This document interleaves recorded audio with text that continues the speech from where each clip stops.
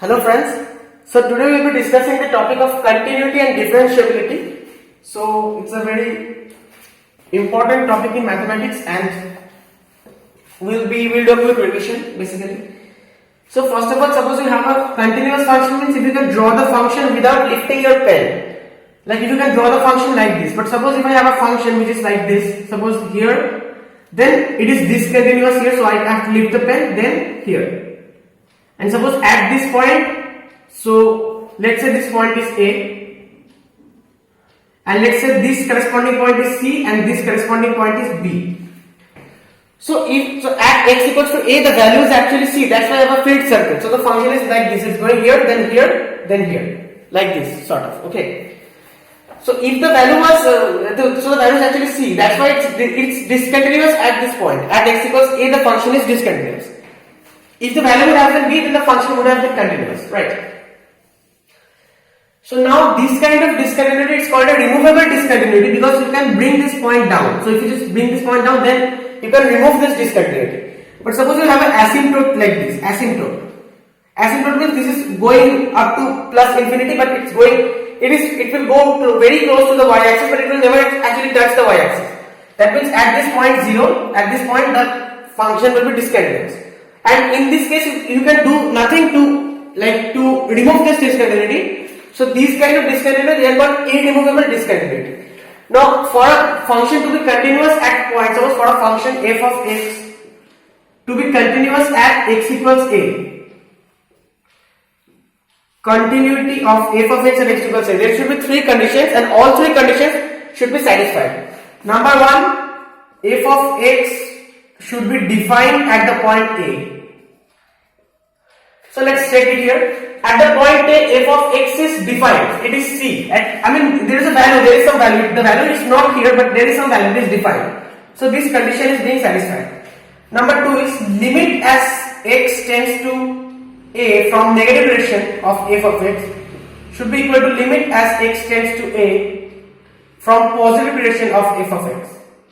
That means the limit should exist. The left hand and right hand limit should be equal. Now if you are not aware of the concept of limits and the basic format definition of derivatives and those things, then you will have some problems in this topic. So I would ask you to go check them out. I guess there are no videos about limits in my channel, or maybe there may be some videos I have done earlier, I don't remember. So but there are many other videos available on YouTube, so you can just check them out. Now see, this means in very simple terms I can explain what this means. Limit as x is approaching A, so the x value is approaching A, but x can approach A both from left direction and both from right direction. So if I say x is approaching A from the negative direction, that means negative direction means left, we all know that. So from this direction if you are approaching A, that means you take a number which is very very close to A and lying to the left of A, very very close. Suppose this number I am taking. Now what is the corresponding y value?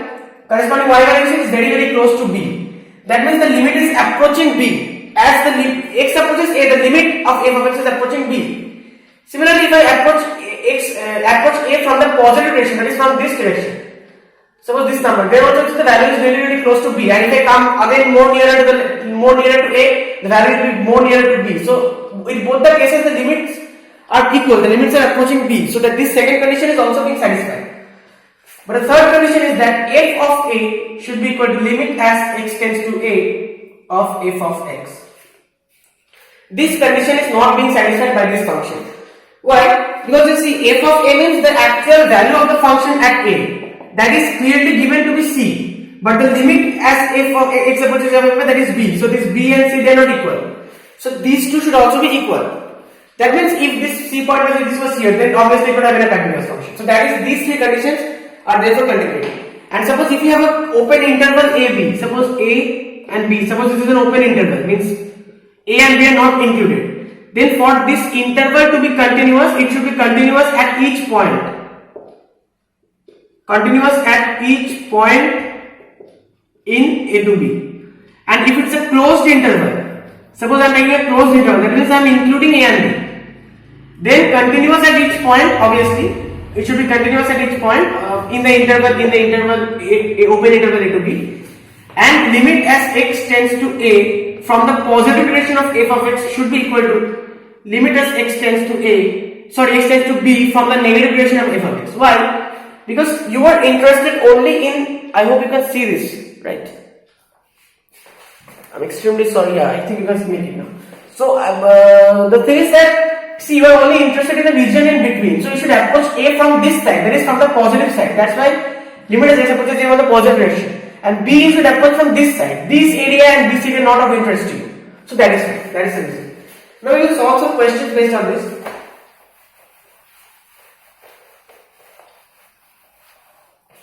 And then we will move on to differentiability. Suppose function is given to you, f of x equals x minus 1 and 1 minus x square. When it is x minus 1? For 0 less than equal to x less than equal to 1. And for x greater than 1, it's 1 minus x square. So at x equals to 1, the function is continuous or discontinuous. You have to find it. So first of all, consider the point x equals to 1. So you consider limit as x tends to 1 from the negative direction of f of x. So x is approaching 1 but from the negative direction, that means you have to take a number which is lesser than 1. So lesser than 1 means it will be x minus 1 or 1 minus 1, because that will be 0. Why 1 minus 1? Because x is approaching 1, right? So in place of x you will write 1. So this value will approach 0. Let's see if limit x tends to 1 from the positive direction is also 0. From the positive direction you see it's 1 minus x square. Now x square is 1 squared, 1, that is also 0. Why we are putting 1 in place of x? Because again this 1 is like this is a 1, so x is approaching 1. So we will put 1 in place of x. And why we are considering 1 minus x square? Because x is greater than 1. In this case we are approaching 1 from the positive direction. So we have to take a value which is greater than 1. Now so these two limits are equal. The one condition is satisfied. And is the function defined at x equals to 1? Yes. F of 1 is x minus 1. I mean f of 1 is 1 minus 1, that is 0. X minus 1, so in place of x I will write 1 because f of 1 will find. Because it's clearly given that for is lesser than or equal to 1, it's x minus 1. So it is defined. So two conditions are being satisfied. Now is the third condition being satisfied? That is also being satisfied because see, this is also 0 and the limits are also 0. So that means this function is a continuous function.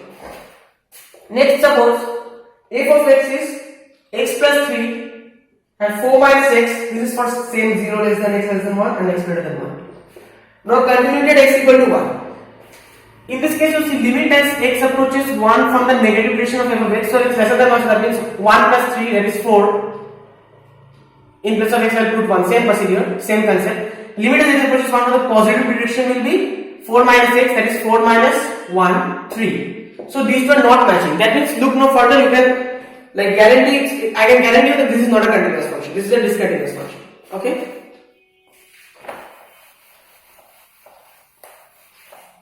Next is suppose f of x equals x over mod x if x is lesser than 0 and it's minus 1 if x is greater than equal to 0.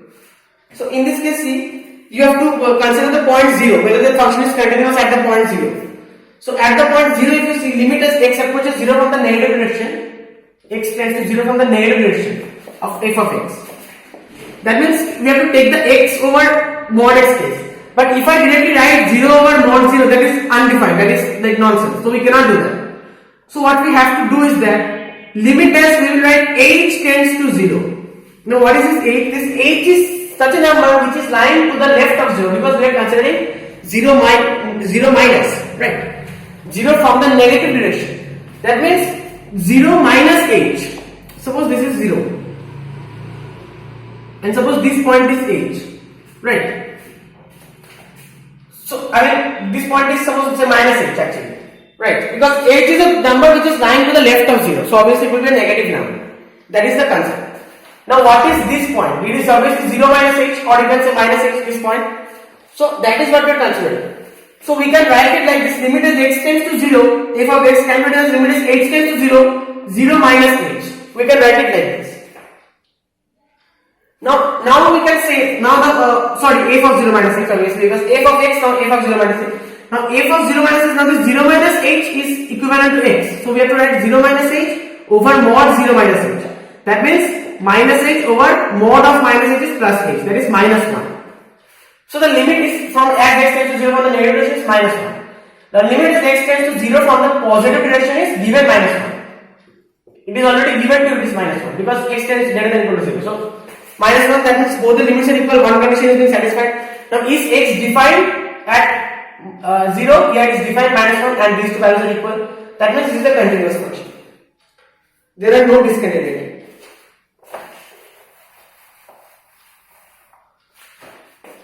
Next is suppose f of x equals minus 2, x lesser than equal to 1, 2x minus 1 lesser than x lesser than equal to plus 1, and 2 if x greater than equal to 1. So in this case you have to check for 3 cases actually. Sorry, for 2 cases. One is for x equals to 1. For x equal to 1 you see, limit as x tends to 1 from the negative direction of f of x. That means lesser than 1, so it is minus 2. Limit as x tends to 1 from the positive direction of f of x. That means for 1 I am doing, right? Sorry, for 1. So 1 from the negative is lesser than 1, so this case 2x, it will be 2x. So 2x, that means 2 into 1, that is just plus 2, because in place of x we will put 1.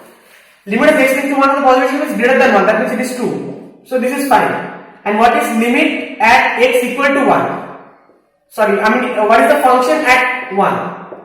See, it is equal to 1 means 2x, so that is 2 into 1, that is 2. So it is continuous at x equals to 1.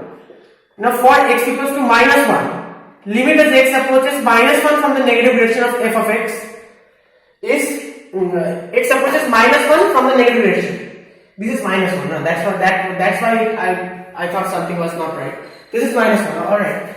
So x is approaching minus 1 from the negative direction, that means this case we have to consider. So minus 2. Minus 1 from the negative, minus 2 given 2. And limit as x tends to minus 1 from the positive direction, that means this case. X is greater than minus 1. Then 2x. So 2 into minus 1 is minus 2. And what is f of minus 1? When it is equal to minus 1, then also it is given to be minus 2. So in this case also for minus 1 also it is continuous. All these values are equal. So that means this is a continuous function. Next, these kind of questions are also possible, like for what value of lambda is suppose f of x equals lambda x squared minus 2x if x is lesser than equal to 0 and 4x plus 1 if x is greater than 0. Continuous at x equals 0. So condition is given to this should be continuous at x equals 0. Now for what value of lambda is that possible? So see f of 0. What is f of 0 first of all? See, it's equal to 0 means it's lambda into 0 square minus 2 into 0, that means lambda into 0, that means 0. What is limit as x tends to 0 from the negative direction of f of x? You see, it's minus, so negative direction means this will be considered lesser than 0, so it's lambda into 0, again this will be 0. But limit as x tends to 0 from the positive direction, that is 4x plus 1. So in place of x you will put 0, so but plus 1 is there, so this is 1. So these two values are not equal. The limit does not exist. So that means there is no possible value of lambda for which the function is continuous at x equal to 0, because the function is not continuous at x equal to 0. Next is for trigonometric functions. Also, suppose you want to find you want to verify the continuity of sine function. So suppose you have sine x, f(x) equals sine x. Okay. So limit as x tends to c of sine x or of f of x, same thing. Now this you can write it as limit as h tends to 0 sine of c plus h. This is sine x, right? Now this you can write limit as h tends to 0 sine of c plus h. Sine of c plus h. This is x is approaching c, so we have written c here, but h is tending to 0 and plus h. So the same thing basically. Now this we can expand. Limit as x tends to 0, this is sine c cos h plus cos c sine h. Now h in place of h we need to put 0 because h is approaching 0. So cos 0 is 1 and sine 0 is 0. So this entire term will be 0 and only we will have sine c left. So you see it's a like continuous function. Limit as x approaches c and sine c, and f of c will obviously be sine c because f of x is sine x. So both these terms are matching. Sine is a continuous function. Okay. Next is suppose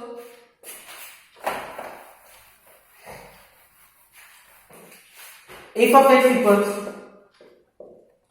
5 if x lesser than equal to 2, ax plus b if 2 lesser than x lesser than 10, and 21 if x greater than 10. So this function should be continuous. You have to find the value of a and b such that the function is continuous. So basically 2 points we have to consider. One is at x equals 2 and one is at x equals 10. So at x equals 2, you see what is f of 2? It is 5. So given equal to 2, that means it is 5. So f of 2 is 5. What is f of 10?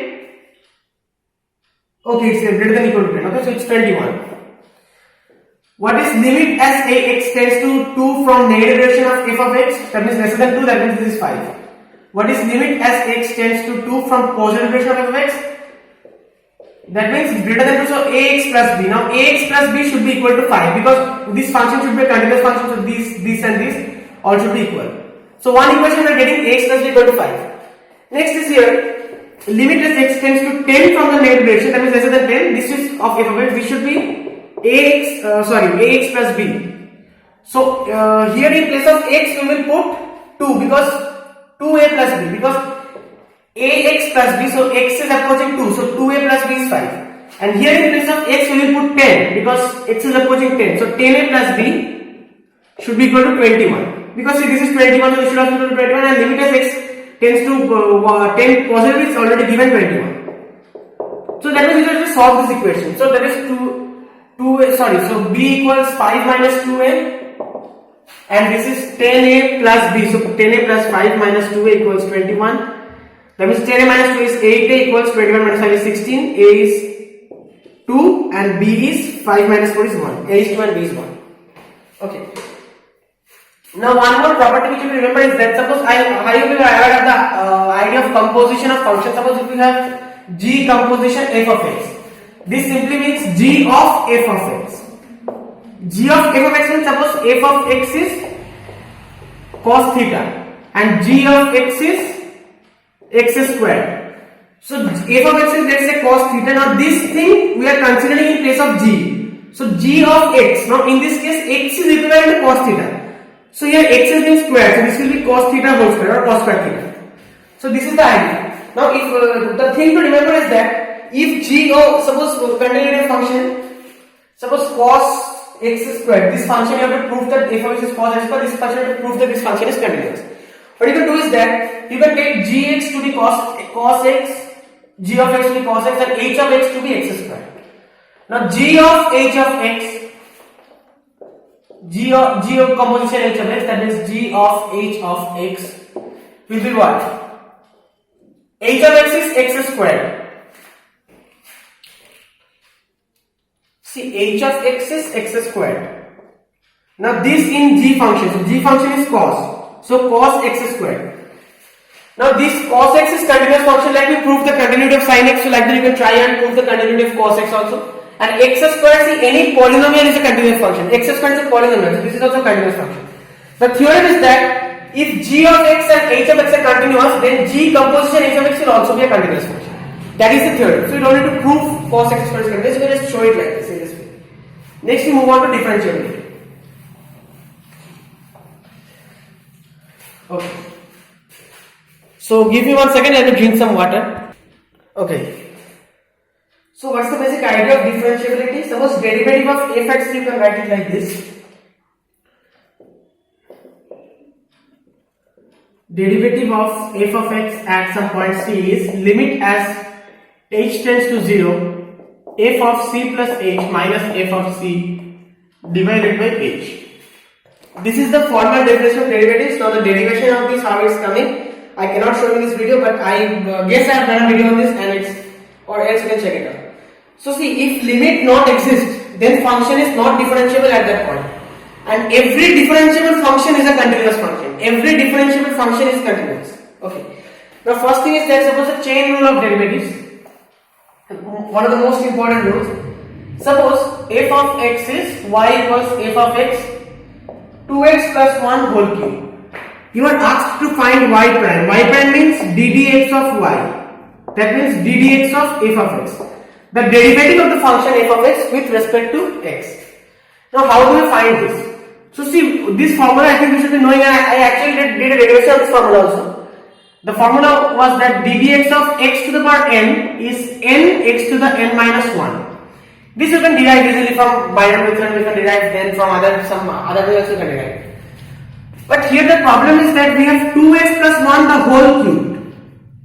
We don't have a simple x to the power n.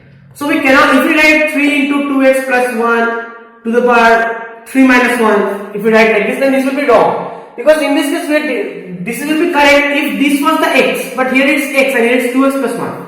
So what we can do is that we can divide and we can like multiply and divide by d2x plus 1 whole cube and d2x plus 1 over dx. So see here in the numerator I have brought one d2x plus 1 and in the denominator I have brought one d2x plus 1. Now this is d2x plus 1 of 2x plus 1 whole cube. So here I can now apply this and I can write 3 into 2x plus 1 to the power 3 minus 1, that is 2.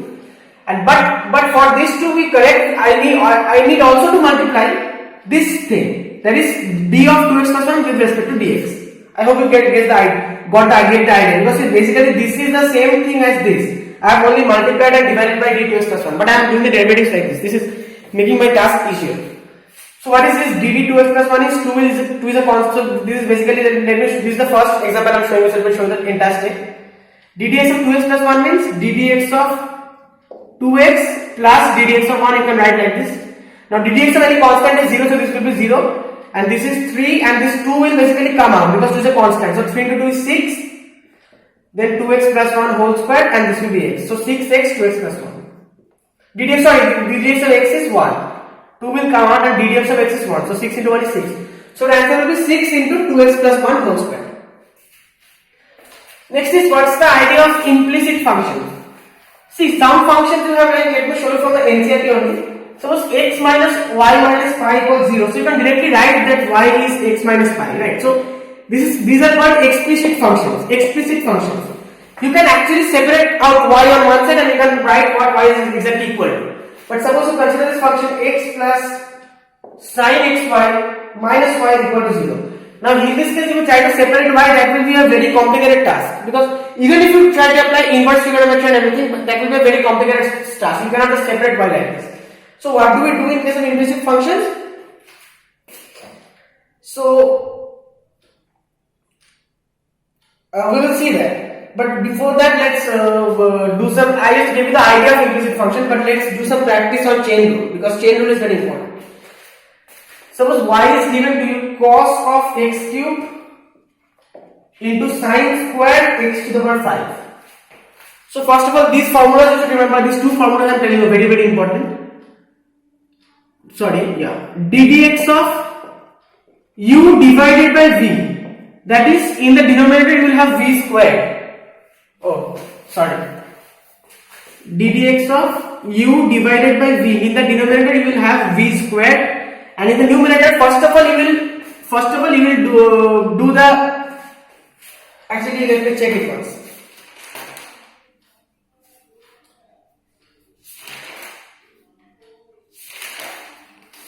Okay, wait a second.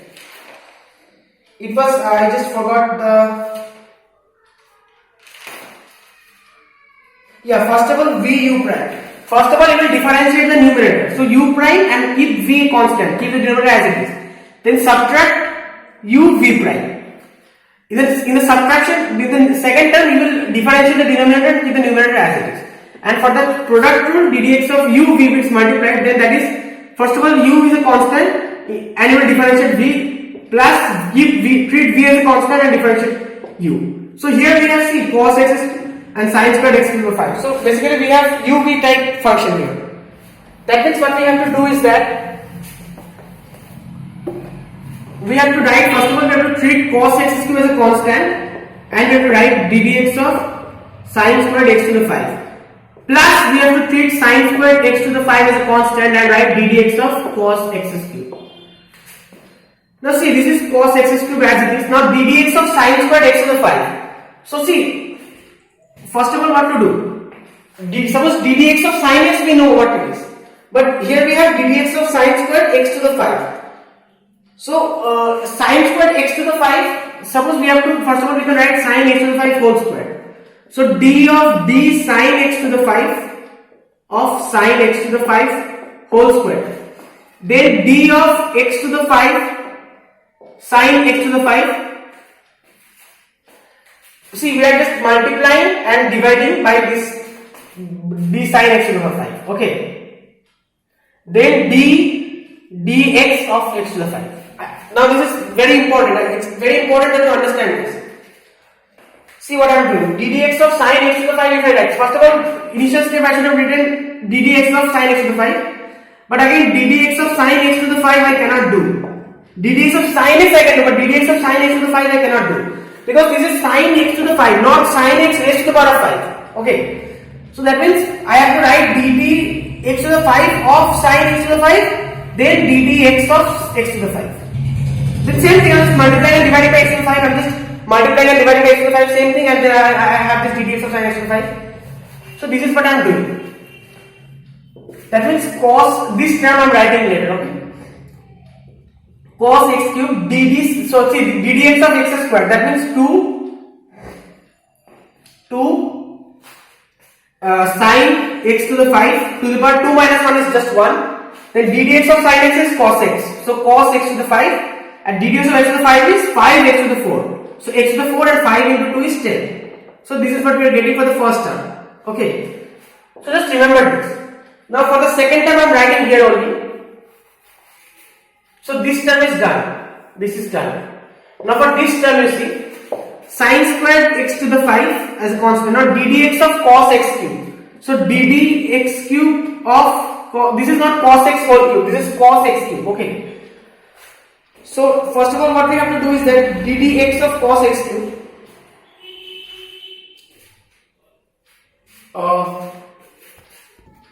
so ddx to the cube of cos x cube and then ddx of x to the cube. So this will be basically C plus, okay, plus sin squared x to the 5 as it is. Now ddx cube of cos x cube. That means ddx of cos x is minus sin x. So this will become minus sin x to the cube, because here x is x cube, right? We are just assuming because this function is the x here. Next is ddx of x cube, that means 3x to the power 2 minus 1, that is 3x squared, 3 minus 1, that is 3x squared. So 10 cos x cube sin x to the 5 cos x to the 5 x to the 4 minus 3 sin squared x sin squared x to the 5 sin x cube x squared. So this is the answer. So it's basically very simple. It may seem a bit complicated at first because we are doing this first, otherwise it's very simple. Now suppose, so these things to remember, okay, ddx of, for trigonometry, if you don't know now, derivations I will not show here, I have done some videos on this previously, so you can go check them out. ddx of cos x is minus sin x, ddx of sin x is cos x, ddx of tan x is sec squared x, ddx of cot x is cosec squared x, okay? Sorry, this is minus cosec squared x. Very simple. Whenever there is a co, just add a minus. See, this is sin cos. Cos, co, minus sin. Tan sec. Cot, co, minus cosec. Then ddx of sec x is sec x tan x.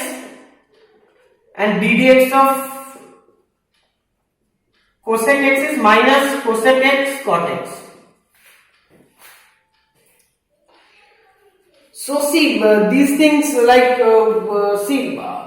it's very easy to deduct this. For instance, we know that tan x is sin x over cos x, cot x is cos x over sin x, cosec x is 1 over sin x, sec x is 1 over cot x, and we know how to differentiate ddx of u over v. So if we know only these two things, sin and cos, then we can find out these two things. And if you ask me how do we find out ddx of sin and cos x, there are ways that we can apply that expansion sign like sin a plus b, and there are many ways. So I will not be able to show it in today's video. Now suppose one more question, let's do. Let me write this. This is actually an important question. ddx of sec of tan of root x. First of all, sec of something. What does it mean? Sec of something means sec of x is sec x tan x. ddx of sec x is sec x tan x. So we will write dd tan root x of sec of tan root x into dd root x of tan root x into ddx of root x. I hope this is clear, the same thing. So this means see, ddx of sec x is sec x tan x. So sec tan root x is itself x here. So sec tan root x, tan root x, then ddx of tan x is sec squared x, right? So sec squared root x, and this is half will come out because x root x is x to the power half. So this half will come out, and x to the half minus 1 is minus half. So half divided by actually 1 over 2 root x. This will be the answer. So 1 over 2 root x and then this thing. This will be the answer. Okay. Next we discussed a little bit of explicit and implicit function. So suppose let me give you an implicit function. 2x plus 3y equals sin x. 2x plus 3y equals sin x. Actually you can obviously write 3y is sin x minus 2x over 3, or y is sin x. But there is a simpler way to, in some questions what you can do is that you can directly, suppose you are asked to find dy by dx. What you can do is that you can directly just apply the ddx operator. This is the derivative operator, right? ddx. Apply the ddx operator to all the terms. So ddx of 2x plus ddx of 3y equal to ddx of sin x. ddx of 2x is 2 plus what is ddx of 3y? 3 is a constant, 3 will come out. So 3 dy dx, basically nothing is there, equal to ddx of sin x is cos x. So this dy dx you have to find out, right? This dy dx. So this is cos x minus 2 over 3. Okay. Next is the derivatives of inverse trigonometric function. Now again, inverse trigonometric functions, for that you need to understand the idea of domain range and how we are restricting some values, like for instance sine function, sine inverse, actually it's only possible if the range is minus pi by 2 to plus pi by 2, so these things you have to understand. Now it's not possible for me again to understand, make you understand in this video. So I will ask you to check out a basic video about inverse trigonometric functions, IDF, before going to the derivatives of inverse trigonometric functions. But basically the simple thing which you need to know is that suppose you want to find ddx of sine inverse x. So suppose y is sine inverse x. You want to find ddx of y. Y is sine inverse x means sine y is x. Sine inverse x does not mean 1 over sine x. 1 over sine x is something else. That is cosec x. If y is sine inverse x, then sine y is x. See, sine y is x. That means y I can write, if I take the center of that side, y I can write sine inverse x, right? That's the basic idea. So that means see, sin y equals x. Now if I do ddx of sin y, that will be equal to ddx of x. What is ddx of sin y? I can write ddy of sin y into dy of dx. That will be equal to 1. Now ddy of sin y is cos y, dy dx, that will be equal to 1. So dy by dx, that is what we want to find out. Dy by dx will be equal to 1 over cos y. This is our answer. But see, 1 over cos y, we need to write this in terms of x. So we know that cos squared x plus sin squared x equals 1. We know this, right? Like one of the basic formulas of trigonometry. Now see, let's write cos squared y plus sin squared y equal to y1. Doesn't matter. So cos squared y I can write 1 minus sin squared y, or cos y I can write under root of 1 minus sin squared y means sin y whole square. Now sin y is x, so cos y I can write 1 minus x square under root. So I can write this is under root of 1 minus x square. So in this case ddx of sin inverse x is 1 over under root of 1 minus x square. That is the basic idea. Similarly, ddx of cos inverse x is, I am not showing the derivation, it's basically the same thing. It is minus 1 over 1 under root of 1 minus x square. Similarly, you can do for tan and the rest trigonometric ratios. So suppose let's do for tan. See, for tan inverse x, what we have to do? Suppose ddx of tan inverse x. So tan inverse x is y, tan y equals x.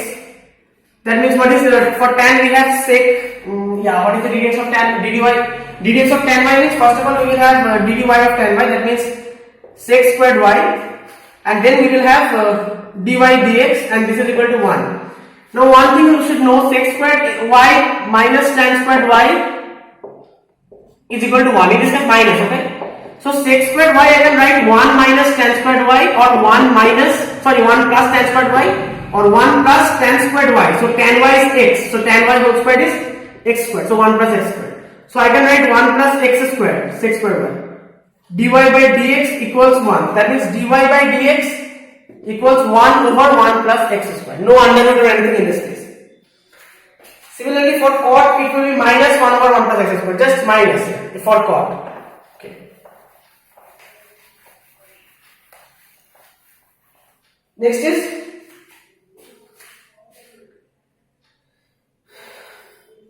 let's do for, so see, okay, let me show you only ddx of sec inverse x. So sec inverse x is y, sec y is x. So for sec we have sec y tan y dy dx equal to 1. That means dy dx will be 1 over sec y tan y. Now tan squared y. So sec y is x, right? So this is x, 1 over x into something. Now something means what? Tan y. So tan y can be written as like sec y minus tan y is 1. Sec squared minus tan squared is 1. So sec squared y minus 1 is tan squared y. So this is under root of sec squared y minus 1. So what is sec squared y? That is x squared minus 1. So 1 over x under root of x squared minus 1. Okay? And for cosec x you will just have a minus sign, nothing else. So this is all about the derivatives of inverse trigonometric functions, nothing much really. Next is see in some questions it may be like you have to simplify, otherwise you cannot apply, otherwise it will be a very long process or something like that.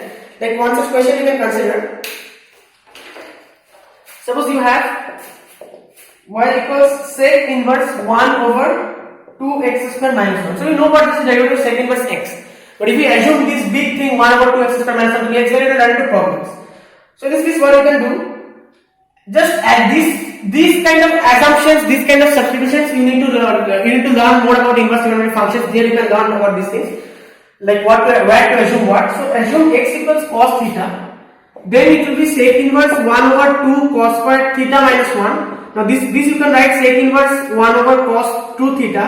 Now 1 over cos 2 theta is sec 2 theta. So sec inverse 1 over cos 2 theta means 1 by cos is sec, right? So sec 2 theta. So sec inverse sec will cancel, so we will only have 2 theta left. Now theta is cos theta. Theta is, so x is cos theta. That means theta is cos inverse x. So now 2 cos inverse x. Now 2 is a constant and radius of cos inverse x is already known, so you can try to find it out from it. Okay? Next is the idea of exponential and logarithm and this Euler's number. Very, very important. So let me see first, will I do it in this video or maybe I'll make a separate video because a lot of portion is left actually. Okay, let's do this. I know this will be a long video, but you need not watch it in one shift. Anyway, so see, E is Euler's number 2.17 something.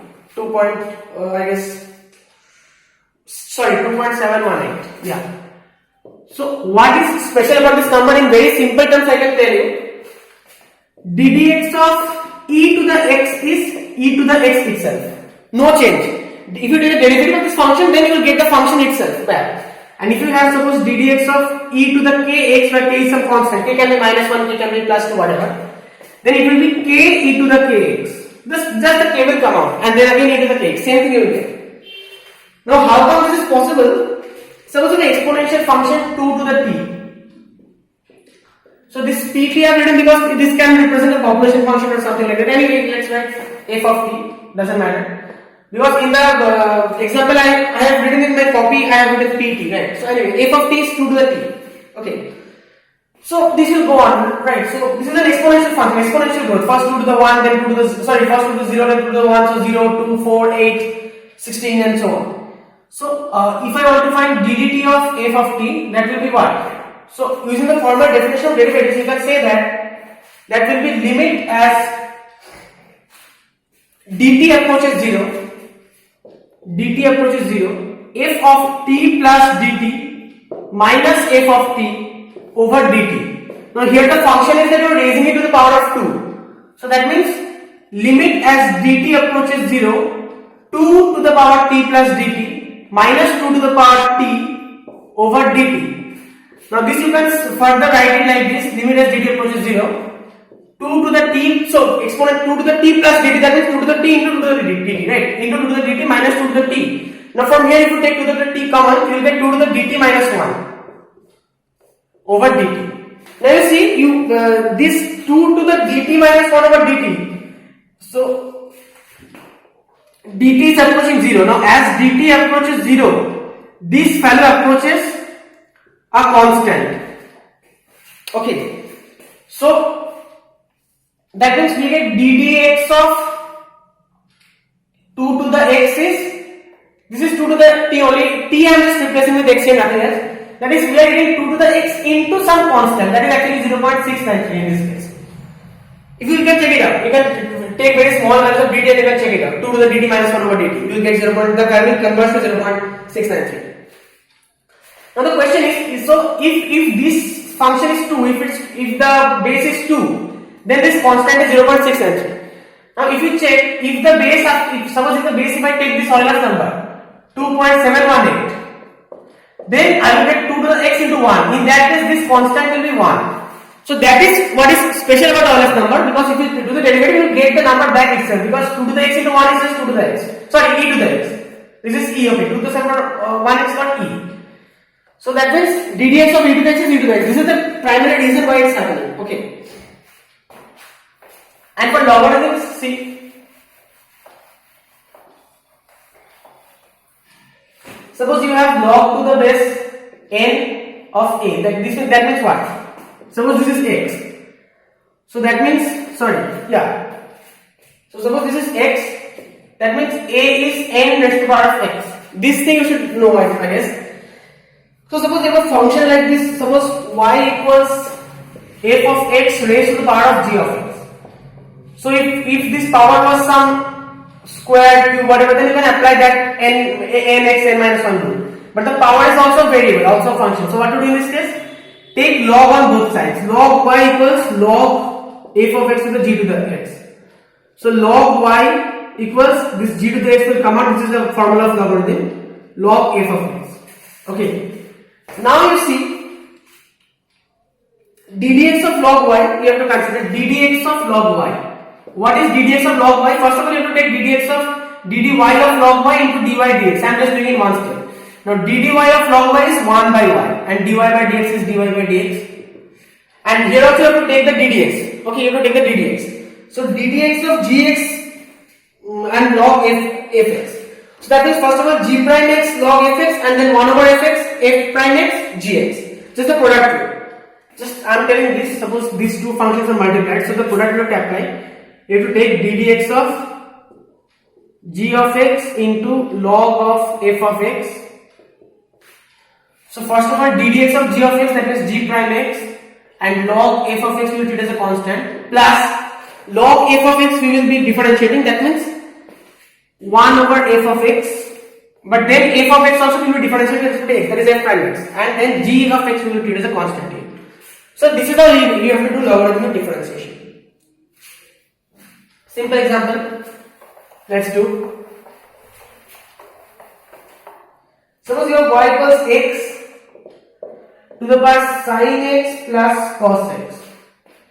So you will take log y equals sin x plus cos x log x. So 1 by y dy by dx, we are taking ddx, okay, is equal to, now again this is first of all sin x plus cos x, we will treat it as a constant, and ddx of log x is 1 by x, plus log x we will treat as a constant, and sin x plus cos x. So ddx of sin x is cos x. So log x into cos x, ddx of sin x is, ddx of cos x is minus sin x. So log x into cos x minus sin x. So this is our answer now. This y I can just bring it here and multiply this with the entire thing. So dy by dx. Yes. Okay.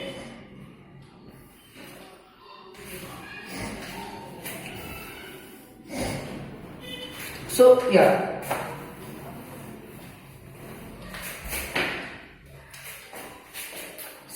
ddx of sine of tan inverse e to the minus x?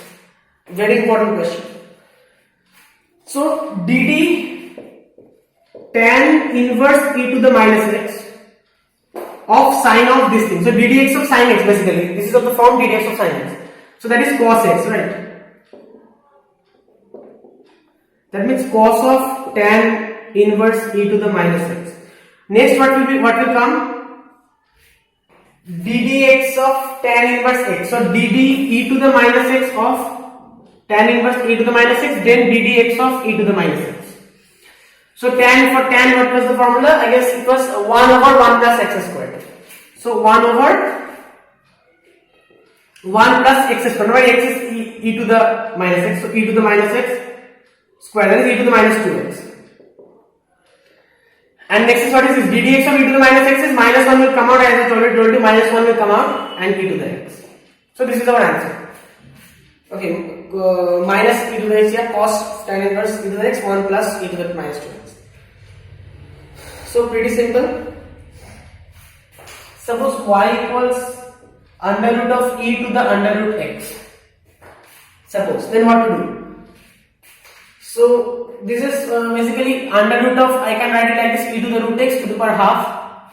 So half, suppose if I am taking dd e to the root x of this thing, so that is half e to the root x to the minus half, so half into e to the root x under root. Okay, like so far so good, right? Next is, see, e to the root x we have to do. So dd root, see, it's e to the power root x. This is very important. It is e to the power root x. So if we do ddx of e to the power root x,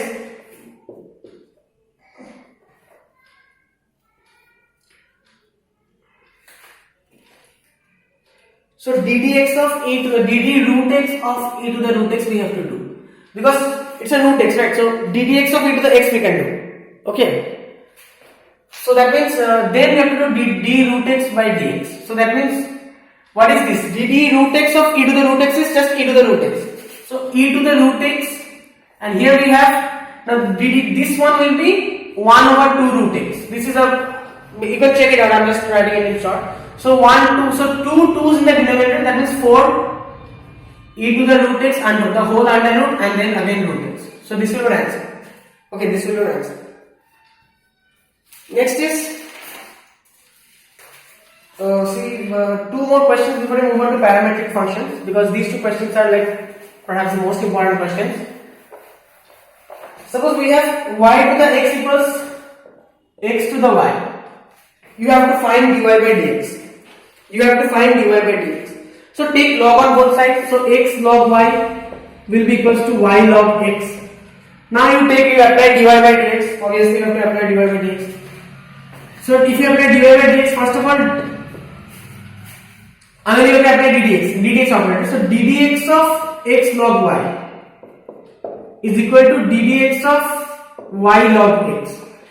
So once you will treat x as a constant, so x ddx of log y. So that means x ddx of log y means what? 1 by y into dy dx. Plus you will treat log y as a constant and ddx of x is 1. So this thing, this is equal to, you treat y as a constant and ddx of log x is 1 by x, that is y over x, plus ddx of log x is a constant, so log x dy dx.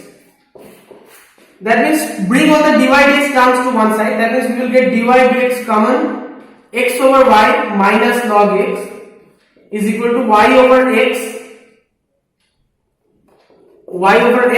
minus log y. Okay. So that means dy by dx is, this means y minus x log y over x, and this is x minus y log x over y. So this is our answer. Next, a bit more difficult, x to the y plus y to the x equals 1. X to the y plus y to the x equals 1. So in this case, you see, you have to be a bit more careful, because see, in this case what you have to do, first of all, don't take log. First of all, just assume u plus v equals 1, where obviously u is x to the y and v is y to the x. Okay. So now you find out du by dx. You have to find out du by dx. Now what is du by dx? ddx of x to the y. So see, first of all, u is x to the y. U is x to the y. So log u is y log x. Log u, okay, log u. So now you take ddx on both sides. That means 1 by u du dx equals y log x, right? So equals y by x plus log x dy dx, right? So this is it. Now you have to find du by dx. If you want to find out du by dx, you will get u into y over x plus log x dy dx. This you are getting. Now what is u? U is x to the power y. U is x to the power y. Obviously u is x to the power y. So x to the power y into this thing. Now x to the power y, see 1y we have 1 x and denominator. So x to the power y minus 1. X to the power y minus 1 into y plus x to the y log x dy by dx. So this is du by dx. Similarly for dv by dx also you will get a similar term, and then you can do du by dx plus dv by dx equals to ddx of 1, that is 0. So then you can just use this term so that you can find the value of dy by dx. Okay, so this is the way to do it. Next is parametric form. So it's already a 50 minutes video, but we have to finish it because we have come too far. Parametric form means there is a third variable which is linking the two variables x and y. Like let's consider a simple example: dy over dx equal to, suppose, see, you have to find out dy over dx. Dy over dx. Suppose x is a cos theta and y is a sin theta. So x and y, they are related by this theta. This theta is the third parameter. This theta is the parameter, the third variable. So how can you find dy by dx in this case? You have to write dy by dx like this. Dy by dx is dy over d theta whole divided by dx over d theta. So d theta is a cancel, ultimately this is dy by dx. Now what is dy over d theta? A is a constant, sin theta is cos theta. Like dd theta of sin theta is cos theta. A cos theta over, what is this? This is ddx of, so cos theta is minus sin theta, so minus a sin theta. A cancels, so we are having minus cot theta. Cos theta of sin theta is cot theta, and there will be minus theta, so minus cot theta. Okay. One more quick example. Suppose x equals a cos theta plus theta sin theta, and y equals a sin theta minus theta cos theta. So dx by d theta will be what? What will be dx by d theta? A is a constant, so take the a out of the bracket, like a, take the a outside. Now x is c, cos theta is sin, ddx of cos theta is sin theta minus sin theta plus, see, this is theta into sin theta, so you apply the product rule. First of all, treat theta as a constant and dd sin theta is cos theta, so plus theta cos theta. Now treat sin theta as a constant and dd theta of theta is 1, so plus sin theta. Now plus sin theta minus sin theta gets cancelled and you are getting a theta cos theta. Similarly, dy by d theta will be your a again common, then sin theta. So sin theta minus cos theta, right? Yeah. No, only cos theta. Cos theta minus theta is a constant and differentiate cos theta. Dd is a cos x is minus sin x, so plus theta sin theta. And now there was a minus sign here, but so this will be again minus. So minus plus. No, this will be minus actually. I'm getting confused. See, minus theta cos theta. So let me write like this: minus. So first of all, theta is a constant and dx of cos x is minus sin x. So minus sin theta minus theta sin theta minus, because plus only, yeah, plus. Now we will treat cos theta as a constant and d theta is 1 plus cos theta. So that means a cos theta plus theta sin theta minus cos theta. So cos theta cancelled. a theta sin theta. So dy by dx will be this divided by that. That means a theta sin theta divided by a theta cos theta. So a theta cancel. So we are having tan theta. Okay. So that's it.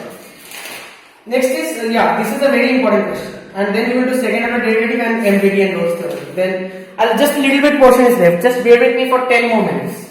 I guess I can complete this chapter in 10 more minutes. So this question is very important. X equals under root of a to the power sin inverse t and y equals under root of a to the power cos inverse t. Okay. So you have to find, obviously you have to find dy by dx. Nothing else, you have to find dy by dx. So first of all try to find out dx by dt. Dx by dt, how will you find out? Dx by dt means ddt of this thing. So first of all dd a sin inverse t of a sin inverse a to the power sin inverse t, actually sin inverse t half. That is the meaning of root, right? So that means half will come out. So basically I will have, and so I will have this thing. Okay, half will come out and under root of a to the power sin inverse t. Okay, this thing I will have. Next is, this is the first with respect to dd a sin inverse, a to the sin inverse t. Next is dd sin inverse t of a to the sin inverse t. So I want to find ddx of a to the x, right? ddx of a to the x. Now this is actually a to the x log a to the x log a. So if you don't believe me, I can show you how this is coming. Suppose a to the x is y. Now ddx of a to the x is ddx of y. Right. So, sorry, first of all you have to take logarithm. So log means x will come out. So x log a will be log y. Now if you take ddx on both sides, ddx of, so you are taking ddx on both sides, right? So ddx of that means log a plus x over a into dy over dx. Sorry, dy over dx, not. Achha, log a. So wait, one second. Log a is a constant because a is a constant here. Log is a constant. So this log a will come out and dd of x is 1. So log a will be equal to log y. If it is a derivative, that will be 1 by y dy dx. So dy dx, if I want to find out, that is y log a. Right, this y will come here. So y log a, what is y? Y is a to the x. So that means a to the x log a. So I am getting a to the x log a. So this formula, actually I kept this question in the module just to discuss this formula, because this formula I have not discussed elsewhere in the chapter. So now if you apply this formula, you will find that this is a to the x log a. So this is a to the sin inverse t log a. What is log a is log a. Log a is nothing else. Log a is log a. So next you also have to do ddt of sin inverse t. Ddt of sin inverse t. Now that formula, you know what is dt of sin inverse t? That is 1. So you are basically getting, see this and this, if I combine, I will get half root over a to the sin inverse t, that is half root over a to the sin inverse t is x itself, so half x, and then I will get log a, so x log a by 2, and this is sin inverse t means 1 over 1 minus x squared, so t squared. This I am getting 1 minus t squared. Similarly, for this is dx by dt. For dy by dt, if you follow the same procedure, dy by dt, you will get x log a, sorry, y log a. I am just writing it at once into 2 1 minus t squared minus, because obviously we will have a cos inverse, so minus. Now if you just divide these two, you will get log a cancel. Actually you have to divide like this. So x log a, this thing cancel actually. So minus y by x, basically you will get minus y by x. Next is second order derivative. What do you mean by second order derivative? And then mean value theorem and Rolle's theorem, and then we are done with this chapter. Second, suppose first order derivative means f of x. Suppose y equals f of x. So y prime equals f times x. That means ddx of y or ddx of f of x. Suppose if I ask to find out y double prime or f double dash, f double prime x, that will be your ddx of y. Actually, it is the notation is like this: d squared. Actually, it's not squared. d2 over dx2. It's written like this. That means ddx of y. First to find ddx of y, then again differentiate. That means you are getting the second order differentiation, second order derivative. So suppose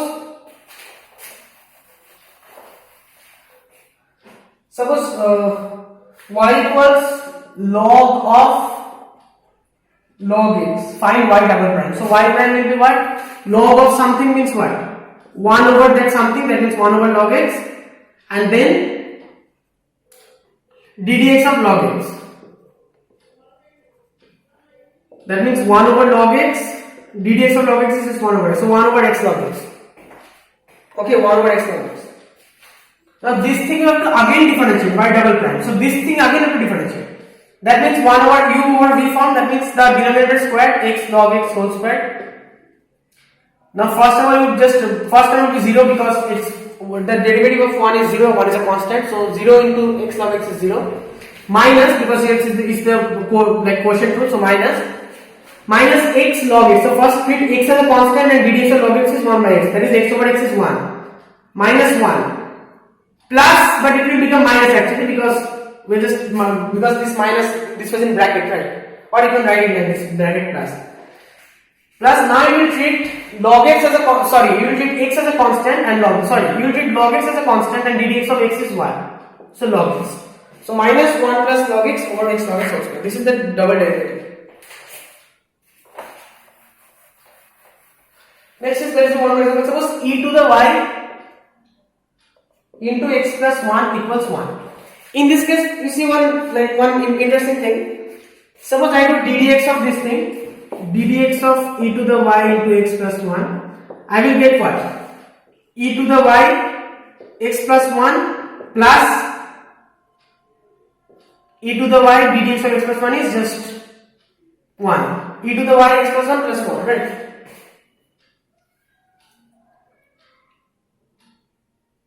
Excuse me. Yeah, e to the y. Oh, sorry. This is e to the y, but this is ddx. So ddx of.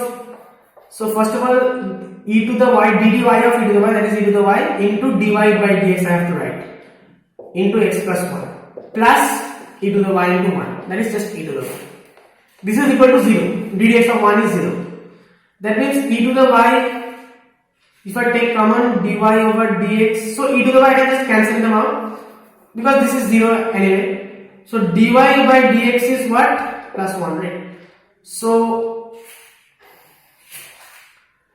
minus 1 over x plus 1. Minus 1 over x plus 1. Now you do one thing, dy over dx whole square, not the double derivative, you are just squaring this. So that is minus will go away because you are squaring it. So 1 over x plus 1 whole square. Now see in this case, if you find the double derivative, d2 over d2x dx to y, so we find the double derivative. You will get, so you have got this thing. Now again the derivative of this thing means what? X plus 1 whole square. Then above we have minus. Then first of all you will take the derivative of, keep 1 as a constant and get the derivative of this. No, first of all you will differentiate 1. So that is 0. 0 minus, so again minus. So minus will actually become plus. You have to divide this derivative of this thing, so that's 1 minus 1. So minus 1 is plus 1. So in this case you are getting this value, that is d2x d2 over dx2 of y is equal to dy by dx whole square. That is a special case. This is not a general result, by the way. Next is what is Rolle's theorem, the last part.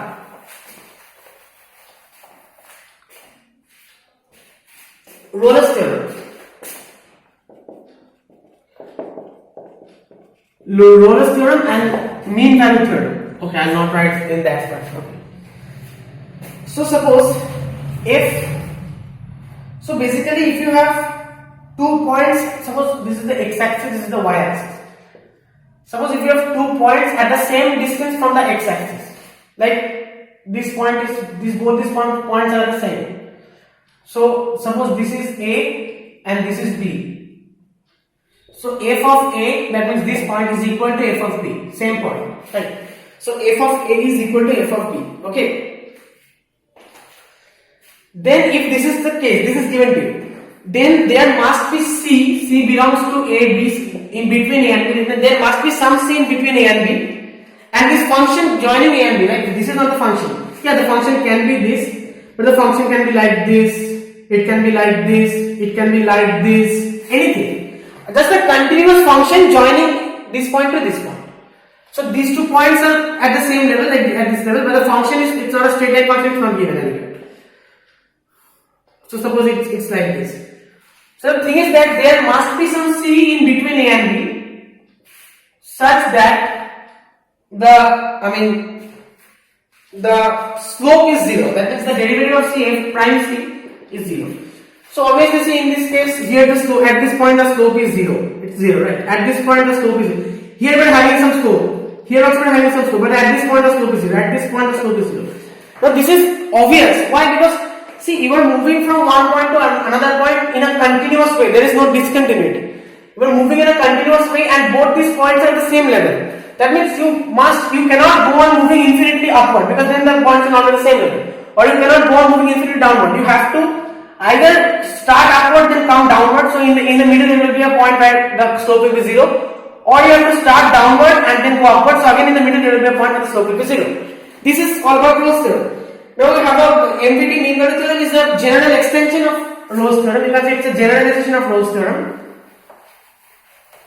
All it says is that suppose you have f prime C will be equal to f of B minus f of A over B minus A.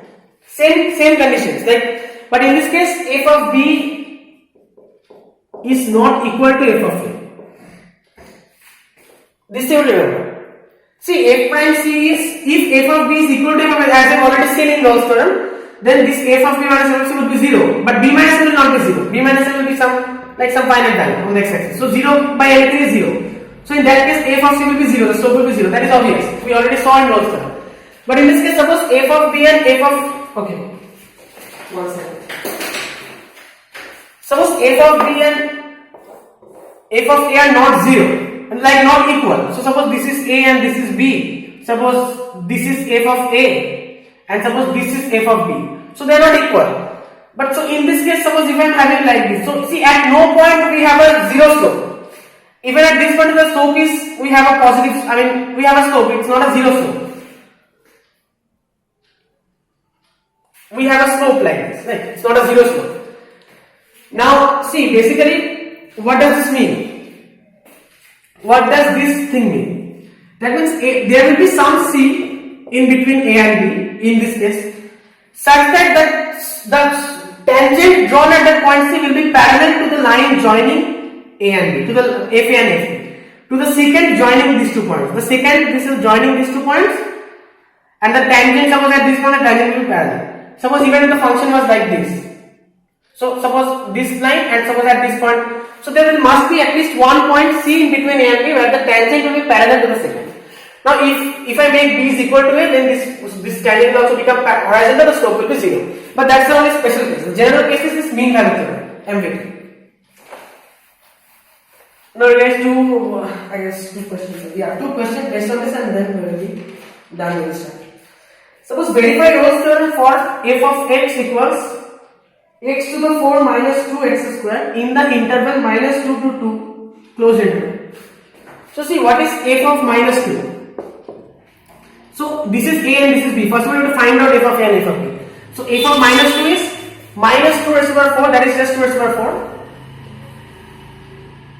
minus 2 raised to the power minus 2 squared. So just 2 into 4. 2 into x squared, right? 2 into 4. What is f of plus 2 will also be 2 raised to the 4 minus 2 raised to the power 4, 2 squared. So f of minus 2 is equal to f of plus 2. That means Rolle's theorem. Okay. f of minus 2 is equal to f of plus 2 in this case, obviously. So that means there must be some point lying between minus 2 and plus 2, where the derivative f prime x will be what? See, 4x cube. 4 will come out and x will be 4 minus 1. So 4x cube minus 2 into 2 is 4x. 4x cube minus 4x will be 0 at some point. What is the point? We can easily find out. If we take 4x common, this will be x squared minus 1 equal to 0. So x can be 0 because if this x is 0, then also we are getting 0. Or x can be 1 because if it's 1 squared, then 1 squared minus 1 is 0. Or even it can be minus 1 because minus 1 squared is also 1 and 1 minus 1 is 0. So we are getting 3 values, and see in these 3 values only 0 is also lying between minus 2 and plus 2, 1 is also lying between minus 2 and plus 2, and minus 1 is also lying between minus 2 and plus 2. So this is it. Last question from MVD. This was from Rolle's theorem. So from MVD, suppose verify the mean value theorem for, suppose this function y equals 3x squared plus 2 in the interval 3 to 6. So y prime equals, what is the derivative of y? Y prime equals 3 to the 6, so 6x plus 0, right? Derivative of 2 is 0, so 6x. Now what is y of 3? That is 3 into 3 squared, that is 9. 9 into 3 is 27 plus 2 is 29. What is y of 6? Y of 6 is 3 into 6 squared. 6 squared is 36. 36 3 is 108. 108 plus 2, that is 110. Okay, 110. So here the formula is that there will be some c such that f of this is y is f of x, okay? Such that f of c will be, f prime c will be, actually wait, the f prime of c will be, the derivative of c will be what? F of a, this is a, this is b, suppose. F of b minus f of a over b minus a. So that means 110 minus 29 over 6 minus 3. 110 minus 29 is, so you can calculate this out, okay? 110 minus 29, 8. So 81 over 3. 6 minus 3 is 3. So that is 27. Right? 27. So 27. So this 20, what is this 27? This 27 is the value of the derivative. Now derivative is 6x. So 6x is 27. That means x is 27 by 6. 27 by 6 will actually be 4 point something because 24 by 6 is 4. So it will be 4 point something. Actually it's 4.5. So see 4.5 is lying between 3 and 6. So 4.5 is our required answer. So I hope I was able to give you a very brief introduction of, and a little bit of practice about continuity and differentiability. So that's all for this video. And there will be a video on application of derivatives in a few days, like tomorrow or maybe day after tomorrow. So please stay tuned and thank you very much.